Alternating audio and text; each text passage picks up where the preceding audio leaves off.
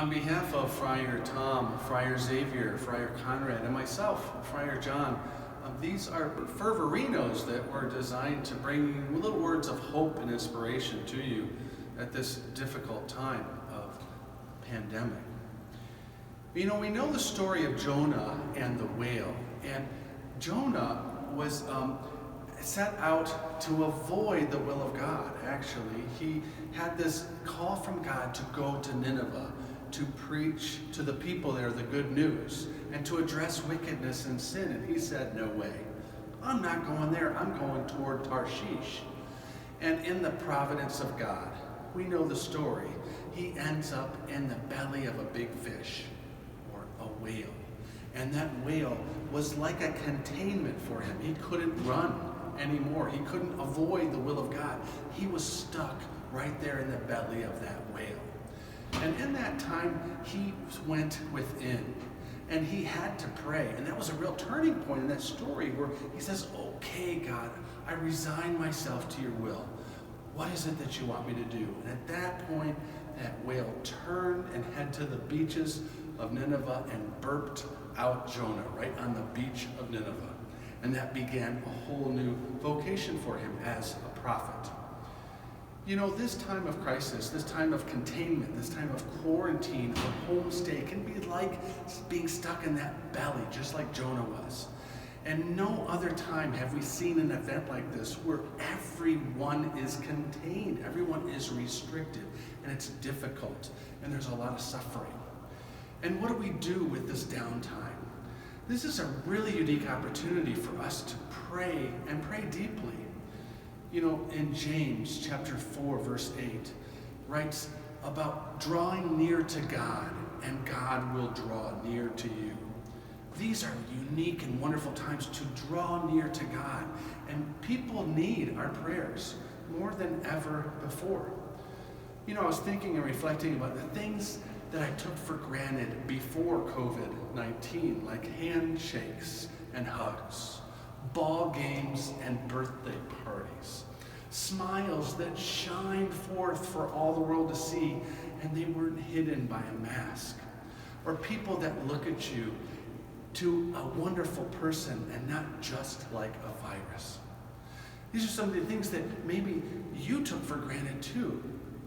I relish the time I'll be able to go into a store and see fully stocked shelves and not worry about supplies back home. You know, many people are suffering and wondering how they're going to feed their families. They're wondering, how are we going to get through this suffering? How are we going to get through the death of a loved one to this COVID-19?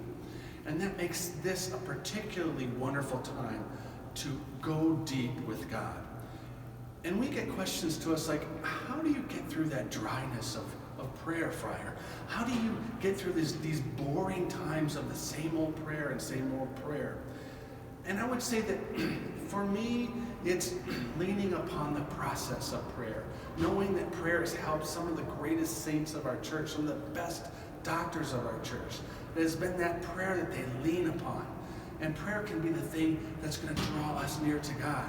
Because when we pray, God draws near to us.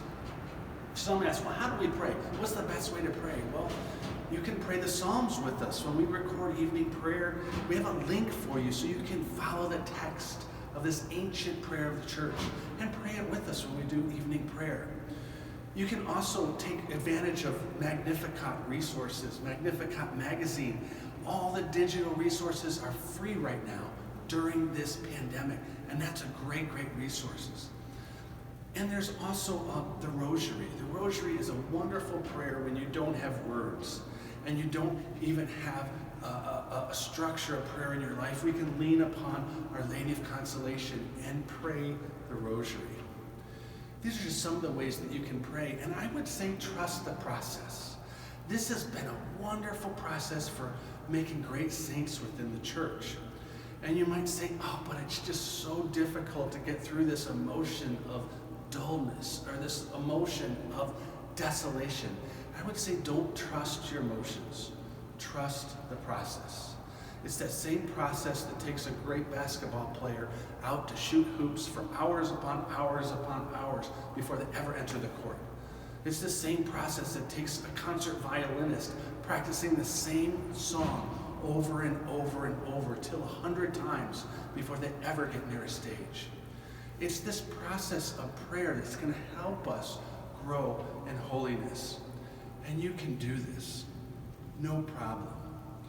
You know, many people have been asking the friars to pray for them, and we've been receiving petitions by the hundreds through social media, through telephone calls, through all avenues of communication.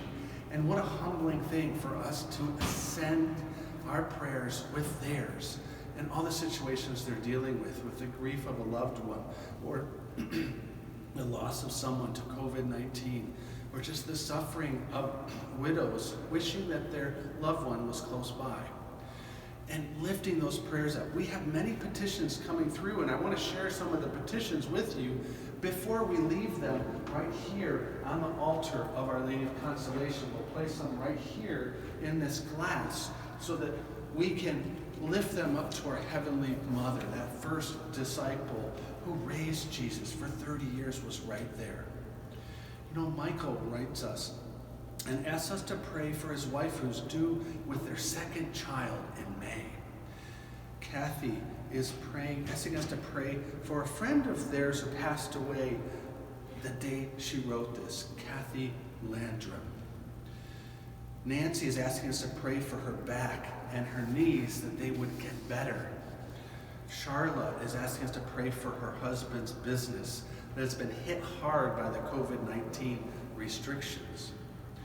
Many small businesses around Cary have asked us to pray for them as well, and we're lifting them up in prayer, especially the small restaurants. Some of those that have died have been Rob Longo, Michael Banks, Aunt Barbara. And we're lifting those up with many others that have died and have no one to pray for them. We want to pray for them as well. We're also praying for Stevie, a young girl who has a brain tumor. And we're also praying for Bonnie as she suffers grief for her deceased husband, Brian. We have many that are expecting new life. Also, Hillary was expecting a baby in May. All these are some of the many different prayers that we have that we're offering up for you. And we place them right here in this glass so that we lift them up to Our Lady of Consolation. We look forward to the day that you're right here with us in the church pews and we can gather our prayers together in close proximity. Until that day, we look forward to seeing you. Peace.